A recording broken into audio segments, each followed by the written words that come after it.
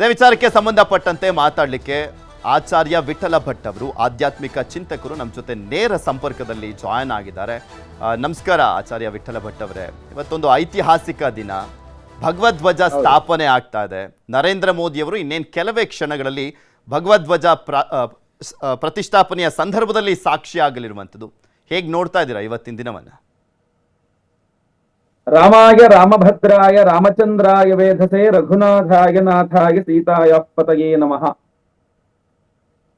ಮಹಾವಿಷ್ಣುವಿನ ಒಂದು ಅದ್ಭುತವಾದಂತಹ ಮಾತು ಬರ್ತದೆ, ಮಾಸಾನಾಂ ಮಾರ್ಗಶೀರ್ಷೋಹಂ ಅಂತ ಒಂದು ವಾಕ್ಯ ಬರ್ತದೆ. ಅಂದ್ರೆ ಸ್ವತಃ ಮಹಾವಿಷ್ಣು ಒಂದು ಮಾತನ್ನ ಹೇಳ್ತಾನೆ, ಎಲ್ಲ ಮಾಸಗಳಲ್ಲಿ ನಾನು ಮಾರ್ಗಶೀರ್ಷನಾಗಿದ್ದೇನೆ ಅಂತ. 12 ತಿಂಗಳುಗಳಲ್ಲಿ ನಾನು ಮಾರ್ಗಶೀರ್ಷನಾಗಿದ್ದೇನೆ ಅಂತ ಹೇಳ್ತಾನೆ. ಸೊ ಮಹಾವಿಷ್ಣುವಿನ ಮಾಸ ಈಗ ನಡೀತಾ ಇರ್ತಕ್ಕಂಥದ್ದು ಮಾರ್ಗಶೀರ್ಷ ಮಾಸ, ಹಾಗೂ ಪಂಚಮಿ ತಿಥಿ, ಮಾರ್ಗಶೀರ್ಷ ಶುಕ್ಲ ಪಂಚಮಿಯ ಒಂದು ಅದ್ಭುತವಾದಂತಹ ದಿವಸ ಇದು. ಹಾಗೂ ಆ ಧ್ವಜಾರೋಹಣ ಆಗಮಶಾಸ್ತ್ರ ಪ್ರಕಾರವಾಗಿ ನಮಗೆ ಇನ್ನೂ ತುಂಬಾ ಜ್ಞಾನಿಗಳು ನಿಮಗೆ ಅದ್ರ ಬಗ್ಗೆ ಸಂಪೂರ್ಣ ಮಾಹಿತಿ ಕೊಡಲಿದ್ದಾರೆ. ಆದ್ರೂ ನಾನೊಂದು ಸ್ವಲ್ಪ ನಿಮಗೆ ಸೂಕ್ಷ್ಮವಾಗಿ ಹೇಳಬೇಕು ಅಂದ್ರೆ, ಅದೊಂದು ಜಯದ ಸಂಕೇತ, ಒಂದು ವಿಜಯದ ಸಂಕೇತ, ಒಂದು ಸಂಪೂರ್ಣತ್ವದ ಸಂಕೇತ ಅದು.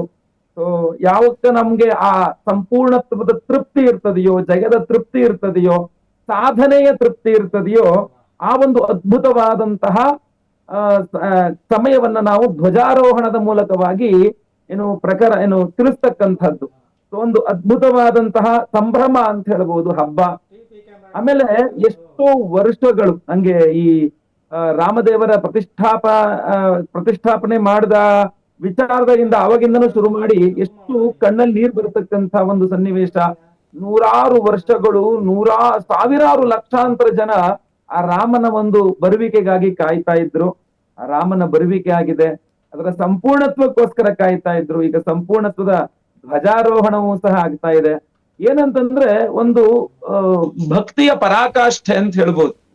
ಸೊ ಆದ್ರಿಂದ ಆ ಒಂದು ಆಂಜನೇಯನ ಶಕ್ತಿಯೂ ಸಹ ಇದರ ಹಿಂದೆ ಬಹಳಷ್ಟು ಇರ್ತದೆ. ಆಂಜನೇಯ ಎಲ್ಲಿ ರಾಮನೋ ಅಲ್ಲಿ ಹನುಮನೋ ಅಂತ, ಆಂಜನೇಯ ಅನುಗ್ರಹ.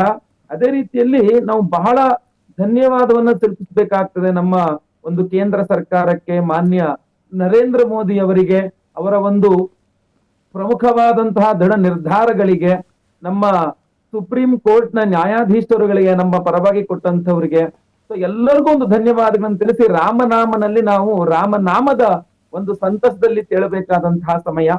ಈ ಒಂದು ದಿನ ಇತಿಹಾಸದ ಪುಟಗಳಲ್ಲಿ ಸೇರ್ಬೇಕಾಗಿರತಕ್ಕಂತಹ ದಿನಗಳು. ಮಾರ್ಗಶೀರ್ಷ ಶುಕ್ಲ ಪಂಚಮಿ ಬಂತು ಅಂತಂದ್ರೆ ನಮಗೆ ಅಯೋಧ್ಯೆಯಲ್ಲಿ ರಾಮನ ದೇಗುಲದಲ್ಲಿ ಧ್ವಜಾರೋಹಣ ಮಾಡಿದಂತಹ ಸಂದರ್ಭ ಅಂತ ಹೇಳಿ ಇತಿಹಾಸದ ಪುಟಗಳಲ್ಲಿ ಸೇರಿಕೊಳ್ಳಬೇಕಾಗಿರತಕ್ಕಂಥ ಒಂದು ದಿನ ಅಂತ. ಸೊ ಅಂತಹ ಒಂದು, ಯಾಕೆಂದ್ರೆ ನಾನು ಖುದ್ದಾಗಿ ಆ ಒಂದು ಅಯೋಧ್ಯೆಗೆ ಹೋಗಿ ಅಲ್ಲಿ ಆ ಪಾಸಿಟಿವ್ ಎನರ್ಜಿಯನ್ನ ಫೀಲ್ ಮಾಡಿದ್ದೇನೆ. ಅಂದ್ರೆ ನಾನೇ ಸ್ವತಃ ದಂಪತಿ ಸಹಿತ ನಾನು ನನ್ನ ಹೆಂಡತಿ ಹೋಗಿದ್ವಿ. ಹಾಗೂ ಆ ಒಂದು ಮಂಡಲೋತ್ಸವ 48 ದಿನಗಳ ಪ್ರತಿಷ್ಠಾಪನಾಂಗ 48 ದಿನಗಳ ಒಂದು ಮಂಡಲೋತ್ಸವದಲ್ಲಿ ರಾಮನ ಒಂದು ಉತ್ಸವ ಮೂರ್ತಿಯನ್ನ ಹೊರತಕ್ಕಂತ ಒಂದು ಅವಕಾಶ, ಹಾಗೂ ರಾಮನ 48 ದಿನಗಳ ಆ ಒಂದು ಮಂಡಲೋತ್ಸವದಲ್ಲಿ ರಾಮನ ಮುಂದೆ ಒಂದು ಯಕ್ಷಗಾನ ಸೇವೆಯನ್ನ ಸಲ್ಲಿಸ್ತಕ್ಕಂತಹ ಒಂದು ನನ್ನ ಹೆಂಡತಿಗೆ ಒಂದು ಅವಕಾಶ. ಅದ್ಭುತವಾಗಿ ರಾಮ ನನ್ನ ಕುಟುಂಬಕ್ಕೆ ಅದ್ಭುತವಾದಂತಹ ಒಂದು ಅನುಗ್ರಹಿಸಿದ್ದಾನೆ. ಇವತ್ತು ಸಹ ಭಗವಧ್ವಜ ಇವತ್ತು ಪ್ರತಿಷ್ಠಾಪನೆ ಆಗ್ತಾ ಇದೆಯಲ್ಲ, ಅದರ ಸಂಕೇತ ಸಂದೇಶ ನಾನಾ ರೀತಿಯಲ್ಲಿದೆ. ಅದರ ಮಹತ್ವದ ಬಗ್ಗೆ ಹೇಳ್ತಾ ಹೋಗೋದಾದ್ರೆ ನೋಡಿ, ಬಹಳ ಪ್ರಮುಖವಾಗಿ ಒಂದು ವಿಜಯದ ಸಂಕೇತ ಧ್ವಜ ಆಗಿರ್ತದೆ, ಸಂಪೂರ್ಣತ್ವದ ಸಂಕೇತ ಧ್ವಜ ಆಗಿರ್ತದೆ, ಸಂತೃಪ್ತಿಯ ಒಂದು ಸಂಕೇತ ಧ್ವಜ ಆಗಿರ್ತದೆ, ಹೆಮ್ಮೆಯ ಸಂಕೇತ ಧ್ವಜ ಆಗಿರ್ತದೆ. ಇಲ್ಲಿ ಧ್ವಜದ ಒಂದು ಮೂಲ ಅವಶ್ಯಕತೆಗಳನ್ನ ನಾವು ತಿಳ್ಕೊಳ್ಬೇಕಾಗ್ತದೆ. ನಾವು ರಾಷ್ಟ್ರಗೀತೆಯನ್ನ ಹಾಡುವಾಗ ಮಾತ್ರ ನಾವು ಎದ್ ನಿಂತೊಳೋದಿಲ್ಲ.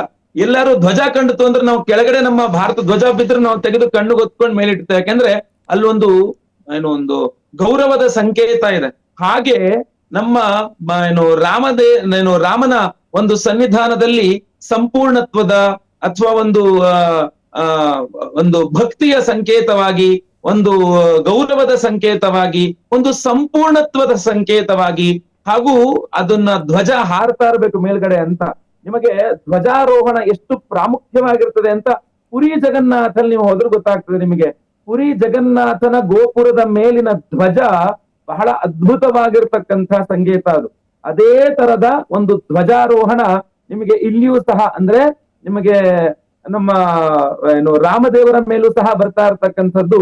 ಪುರಿ ಜಗನ್ನಾಥನ ಸನ್ನಿಧಾನದಲ್ಲಿ ಹೇಗೆ ಸ್ವಾಮಿಯ ಸಾನ್ನಿಧ್ಯ, ಸ್ವಾಮಿಯ ಶಕ್ತಿ, ಸ್ವಾಮಿಯ ಒಂದು ಸ್ವರೂಪದ ಚಿಂತನೆಯನ್ನ ಹಾಗೂ ಅಲ್ಲಿ ಧ್ವಜಾರೋಹಣ ಮಾಡೋದ್ರಿಂದಾಗಿ ಆ ಎಷ್ಟು ಅದ್ಭುತವಾದಂತಹ ಪ್ರಖರವಾದಂತಹ ಶಕ್ತಿಯ ಸಂಚಲನ ಆಗ್ತದೆ ಅಲ್ಲಿ ಪುರಿ ಜಗನ್ನಾಥದಲ್ಲಿ. ಇನ್ನು ಮೇಲೆ ನೀವು ಅಯೋಧ್ಯೆಗೆ ಹೋದ್ರು ಅದೇ ರೀತಿಯಾದಂತಹ ಶಕ್ತಿ ಸಂಚಯನ ಆಗ್ತದೆ. ಇನ್ನು ಮೇಲೆ ಆ ಸಂಪೂರ್ಣತ್ವದ ಒಂದು ಎಂತ ಹೇಳ್ತೀವಿ ನಿಮಗೆ ತೃಪ್ತಿ ಅಂತಕ್ಕಂಥದ್ದು ಖಂಡಿತವಾಗಿ ಅಯೋಧ್ಯೆಯಲ್ಲಿ ಸಿಗಲಿದೆ.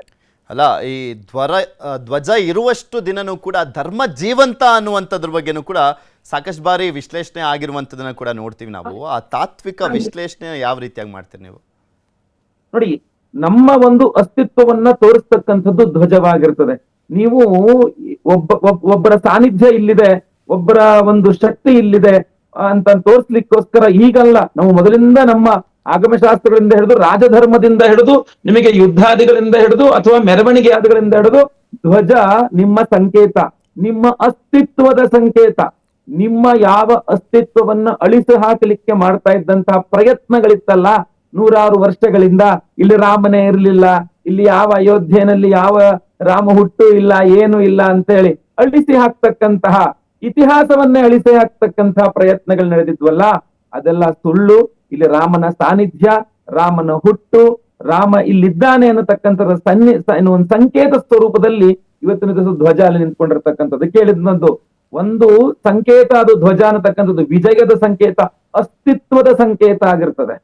ಎಲ್ಲಿ ನೀವು ಒಂದು ಕ್ರೀಡೆ, ಇಲ್ಲೊಂದು ಎಲ್ಲ ದೇಶಗಳ ಕ್ರೀಡೆ ನಡೆಯುವಂತ ಸಂದರ್ಭದಲ್ಲಿ ಹೋಗಿ ನಮ್ಮ ದೇಶದ ಧ್ವಜವನ್ನ ನೋಡಿದಾಗ ನಮ್ಮ ಅಸ್ತಿತ್ವ ನಮ್ಗೆ ನೆನಪ, ನಾವಿದ್ದೇವೆ ಇಲ್ಲಿ ಅನ್ನುವ ಅಸ್ತಿತ್ವದ ನೆನಪಾಗ್ತದೆ. ಹಾಗೆ ನಮ್ಮ ಧರ್ಮದ ಅಸ್ತಿತ್ವದ ನೆನಪು, ರಾಮನ ಅಸ್ತಿತ್ವದ ನೆನಪು, ನಮ್ಮ ಹೈಂದವ, ನಮ್ಮ ಹಿಂದೂ ಸನಾತನ ಧರ್ಮದ ಅಸ್ತಿತ್ವದ ನೆನಪು ಎಲ್ಲವೂ ಸಹ ಇದರಲ್ಲೇ ಕೂಡಿರ್ತಕ್ಕಂಥದ್ದಾಗಿರ್ತದೆ. ಓಕೆ, ಈಗ ಭಗವಧ್ವಜದ ಮೇಲೆ ಈಗ ಸೂರ್ಯನ ಚಿತ್ರ ಇದೆ, ಅಂದ್ರೆ ಸೂರ್ಯನ ವಂಶಜ ರಾಮ, ಆ ಕಾರಣಕ್ಕೋಸ್ಕರ ಅದಿದೆ. ಅದರ ಜೊತೆಗೆ ಓಂಕಾರ ಇದೆ, ಓಂ ಚಿತ್ರ ಇರುವಂಥದ್ದು, ಮತ್ತೆ ಕೋವಿದಾರ ವೃಕ್ಷದ ಚಿತ್ರವನ್ನ ಕೂಡ ಹಾಕಲಾಗಿದೆ. ಇದರ ಸಂದೇಶಗಳನ್ನ ನೋಡ್ತಾ ಹೋದಾದ್ರೆ ನೋಡಿ, ಇದು ಧ್ವಜ ಅಂದ ತಕ್ಷಣ ಎಲ್ಲಿಯ ಧ್ವಜ, ಯಾರಿಗೆ ಸಂಬಂಧಪಟ್ಟಂತಹ ಧ್ವಜ ಅನ್ನುವಂಥದ್ದನ್ನ ಆ ಧ್ವಜ ನೋಡಿಯೇ ನಾವು ಗುರುತಿಸಬೇಕು. ಹಾಗೂ ಆ ಧ್ವಜದಲ್ಲಿರ್ತಕ್ಕಂತಹ ಚಿಹ್ನೆಗಳು ಅಲ್ಲಿಯ ಒಂದು ನೇಚರ್ ಅನ್ನ ಸ್ಪಷ್ಟಪಡಿಸ್ತಕ್ಕಂಥದ್ದಾಗಿರ್ತದೆ. ಈಗ ನಾವು ಭಾರತ ದೇಶದ ಧ್ವಜವನ್ನ ನೋಡಿದಾಗ ಅದರಲ್ಲಿ 3 ಬಣ್ಣಗಳು ನಮ್ಮಲ್ಲಿರುವ ಐಕ್ಯಮತ್ಯವನ್ನ ತೋರಿಸ್ತಾ ಇರ್ತದೆ. ಅದೇ ರೀತಿಯಲ್ಲಿ ನೀವು ಭಾರತದಲ್ಲಿರುವಂತಹ ಅಶೋಕ ಚಕ್ರ ಏನನ್ನು ಸೂಚಿಸುತ್ತೆ, 3 ಬಣ್ಣಗಳು ಏನನ್ನು ಸೂಚಿಸುತ್ತೆ, ಐಕ್ಯಮತ್ಯ ಹೇಗೆ ಸೂಚಿಸುತ್ತೋ ಹಾಗೆ ನಮ್ಮ ರಾಮನ ಒಂದು ಧ್ವಜದಲ್ಲಿಯೂ ಸಹ ರಾಮ ಸೂರ್ಯನ ಆ ವಂಶಜವನ್ನು ತೋರಿಸುತ್ತೆ, ಹಾಗೂ ವೃಕ್ಷ ನಿಮಗೆ ದೀರ್ಘತ್ವವನ್ನು ತೋರಿಸುತ್ತೆ. ಇದು ಇವತ್ತು ನಿನ್ನೆದಲ್ಲಪ್ಪ, ಇದು ಸಾವಿರಾರು ವರ್ಷಗಳ ಹಿಂದಿನದ್ದು ಅನ್ನುವ ಹಾಗೂ ಎಷ್ಟು ಗಟ್ಟಿ ಇದೆ ಅನ್ನತಕ್ಕಂಥದ್ದನ್ನ ತೋರಿಸುತ್ತೆ. ಆ ಚಿಹ್ನೆಗಳು ರಾಮಾಯಣವನ್ನ ತೋರಿಸುತ್ತೆ, ಆ ಚಿಹ್ನೆಗಳು ರಾಮನ ಅಸ್ತಿತ್ವವನ್ನ ತೋರಿಸುತ್ತೆ, ಆ ಚಿಹ್ನೆಗಳು ರಾಮನ ನೆನಪು ಮಾಡಿಕೊಡುತ್ತೆ. ಒಂದು ಸಲ ಧ್ವಜನ್ ನೋಡಿದ ತಕ್ಷಣ ಇಡೀ ರಾಮಾಯಣವನ್ನ ಹಾಗೂ ರಾಮನನ್ನ ನೆನೆಸ್ಕೊಳ್ತಕ್ಕಂಥದ್ದನ್ನು ಮಾಡುವ ಒಂದು ಶಕ್ತಿ ಆ ಧ್ವಜಕ್ಕೆ, ಆ ಚಿಹ್ನೆಗಳಿಗೆ ಇರ್ತಕ್ಕಂಥದ್ದು. ಈ ಭಗವಧ್ವಜದ ಮೂಲವನ್ನ ಆಕ್ಚುಲಿ ಯಾವ ಯುಗಕ್ಕೆ ನಾವು ಕನೆಕ್ಟ್ ಮಾಡೋದಾದ್ರೆ ಯಾವ ಯುಗದಿಂದ ಆರಂಭ ಆಯ್ತು ಅಂತ? ಭಗವಧ್ವಜದ ಯುಗಗಳನ್ನ ನಾವು ಈಗ ಸನಾತನ ಧರ್ಮಕ್ಕೆ ಯಾವ ಯುಗ, ನಮ್ಗೆ 4 ಯುಗಗಳು ಸಹ ಅಲ್ಲಿಂದ ಬರ್ತದೆ. ತ್ರೇತಾಯುಗ, ದ್ವಾಪರ ಯುಗದಿಂದಲೂ ನಾವು ಅದನ್ನು ಬಳಸ್ಕೊಂಡೇ ಬಂದಿರತಕ್ಕಂಥದ್ದು. ಈ ಕಲಿಯುಗದಲ್ಲಿ ಮಾತ್ರ ಬಳಸಿರ್ತಕ್ಕಂಥದ್ದಲ್ಲ, ಅದು ಯುಗ ಯುಗಾಂತರಗಳಿಂದ ಬಂದಿರತಕ್ಕಂಥದ್ದೇ ಭಗವಧ್ವಜವಾಗಿರ್ತದೆ. ಹಾಗೂ ಅದನ್ನ ನಾವು ಇಲ್ಲಿ ಸಿಂಬಲೈಸ್ ಮಾಡ್ಲಿಕ್ಕೆ ಅದನ್ನ ಗುರುತಿಸಿ ಎತ್ತಿ ತೋರಿಸ್ತಕ್ಕಂಥದ್ದಾಗಿರ್ತದೆ. ಸೊ ಇದನ್ನ ನಾವು ಕಾಲಮಿತಿಯಲ್ಲಿ ಕಟ್ಟಿ ಹಾಕ್ಲಿಕ್ಕೆ ಆಗದೆ ಇರತಕ್ಕಂಥದ್ದು ಈ ವಿಚಾರ. ಇನ್ನು ಮೇನ್ಲಿ ಈ ಶೈವ, ವೈಷ್ಣವ, ಈ ಶಕ್ತ ಸಂಪ್ರದಾಯಗಳೆಲ್ಲ ಇದಾವಲ್ಲ, ಇದೆಲ್ಲ ಕಡೆನೂ ಕೂಡ ಈ ಧ್ವಜಕ್ಕೆ ಎಲ್ಲರೂ ಒಂದೇ ರೀತಿಯಾದಂಥ ಮಾನ್ಯತೆ, ಮಹತ್ವ, ಆರಾಧನೆ ಎಲ್ಲವೂ ಕೂಡ ಇರುವಂಥದ್ದು. ಏಕೆಂದರೆ ಒಂದು ಜಾತಿಗಳಲ್ಲೇ ಆಗಿರ್ಬೋದು, ಒಂದೊಂದು ಸಂಪ್ರದಾಯಗಳಲ್ಲೇ ಆಗಿರ್ಬೋದು, ಅದರಲ್ಲೆಲ್ಲೂ ಕೂಡ ಆಚರಣೆಗಳು ಬೇರೆ ಇರ್ತವೆ. ಆದರೆ ಈ ಧ್ವಜಕ್ಕೆ ಇರುವಂಥ ಮಹತ್ವ ಇದೆಲ್ಲ ಕಡೆನೂ ಕೂಡ ಒಂದೇ ಆಗಿದೆ. ಯಾಕೆ ಅಂತ? ಸನಾತನ ಧರ್ಮದ ಒಂದು ವಿಶೇಷತೆ. ಯಾಕೆಂದ್ರೆ ಮೂಲ ಒಂದೇ, ತಾಯಿ ಬೇರು ಒಂದೇ ಇರ್ಬಿಡ್ತದಲ್ಲ, ಶಿವಾಯ ವಿಷ್ಣು ರೂಪಾಯ ಅಂತ. ವಿಷ್ಣು ರೂಪಾಯ ಶಿವ ಏನಂದ್ರೆ ಶಿವಕೇಶವರಲ್ಲಿ ಭೇದವನ್ನ ಕಾಣಬಾರದು ಅನ್ನುವಂಥದ್ದು ಸಹ ನಾವು ಮೊದಲಲ್ಲೇ ಇದೆ. ಅದು ಶೈವ ಇರ್ಲಿ, ವೈಷ್ಣವ ಇರ್ಲಿ, ಶಾಕ್ತ ಇರ್ಲಿ, ನಿಮಗೆ ಅದ್ಭುತವಾಗಿ ಈ ಒಂದು ನಮ್ಮ ಸನಾತನ ಧರ್ಮದ ಚಿಂತನೆಯನ್ನ ನಮ್ಮ ಪುರಾಣಗಳಲ್ಲಿ ತುಂಬಾ ಚೆನ್ನಾಗಿ ಹೇಳಿದ್ದಾರೆ. ಅಷ್ಟಾದಶ ಪುರಾಣಗಳಲ್ಲಿ ನಮಗೆ ಸಿಗ್ತದೆ. ನಮಗೆ ಅದರಲ್ಲೂ ವಿಶೇಷವಾಗಿ ಯಾವ್ಯಾವ ದೇವರ ಉತ್ಪನ್ನ ಎಲ್ಲಿಂದ ಮೂಲಿಂದ ಶುರುವಾಯಿತು ಅನ್ನುವಂಥದ್ದು ಇರ್ತದೆ. ಆ ಬ್ರಹ್ಮಕೀಟ ಜನನಿ ವಿಷ್ಣು ಮಾಯಾ ವಿಲಾಸಿನಿ, ಅಲ್ಲಿ ಅಮ್ಮನವರಿಂದ ಹೇಗೆ ಬಂತು ಅನ್ನುವಂತಹ ವಿಚಾರದಿಂದ ಹಿಡಿದು ಆ ಏನು ವಿಷ್ಣುವಿನ ಅವತಾರ ಹೇಗೆ, ಶಿವನ ಅವತಾರ ಹೇಗೆ, ನೀವು ಎಲ್ಲ ಕಡೆ ಮೂಲ ಹುಡ್ಕೊಂಡು ಹೋದ್ರೆ ಮೂಲ ಒಂದೇ ಇರ್ತದೆ. ಮೂಲ ತಾಯಿ ಒಂದೇ ಕಡೆ, ಸನಾತನ ಧರ್ಮದ ಕಡೆನೆ ಹೋಗಿರ್ತದೆ. ನಮ್ಗೆ ಏನು ಗುರಿ ಒಂದೇ, ದಾರಿಗಳು ಹಲವು ಅನ್ನುವ ರೀತಿಯಲ್ಲಿ ನಮ್ಮಲ್ಲಿ ಕರ್ಮ ಮಾರ್ಗ, ಜ್ಞಾನ ಮಾರ್ಗ, ಭಕ್ತಿ ಮಾರ್ಗ ಬೇರೆ ಬೇರೆ ಇರುವಂತೆ ಅಲ್ಲಿ ಆ ಭಕ್ತಿ ಮಾರ್ಗದಲ್ಲಿಯೂ ಸಹ ಶಾಕ್ತ, ವೈಷ್ಣವ ಅಥವಾ ಬೇರೆ ಬೇರೆ ರೀತಿಯಾಗಿರ್ತಕ್ಕಂಥ ಪಂಥಗಳನ್ನಿದ್ರು ಸಹ ಗುರಿ ಒಂದೇ ಆಗಿರ್ತದೆ, ಮೋಕ್ಷ ಸಾಧನೆ ಆಗಿರ್ತದೆ. ಸೊ ಆದ್ರಿಂದ ಧರ್ಮವನ್ನ ಉಳಿಸಬೇಕು ಅಂತಂದಾಗ ಮೂಲ ನಮ್ಮ ಒಂದು ಸನಾತನ ಧರ್ಮದಲ್ಲಿ ಬಂದಿರತಕ್ಕಂಥ ವರ್ಣವನ್ನೇ ನಾವು ಮುಂದುವರಿಸಿಕೊಂಡು ಬಂದಿರತಕ್ಕಂಥದ್ದು. ಆದ್ರಿಂದ ನಮ್ಮಲ್ಲಿ ಬೇರೆ ಬೇರೆ ಎಷ್ಟೇ ಅಭಿಪ್ರಾಯಗಳಿದ್ರು ಸಹ ಮೂಲ ಬಂದಾಗ ಒಂದೇ ಧ್ವಜ, ಭಗವತ್ ಧ್ವಜವೇ ಬರ್ತದೆ.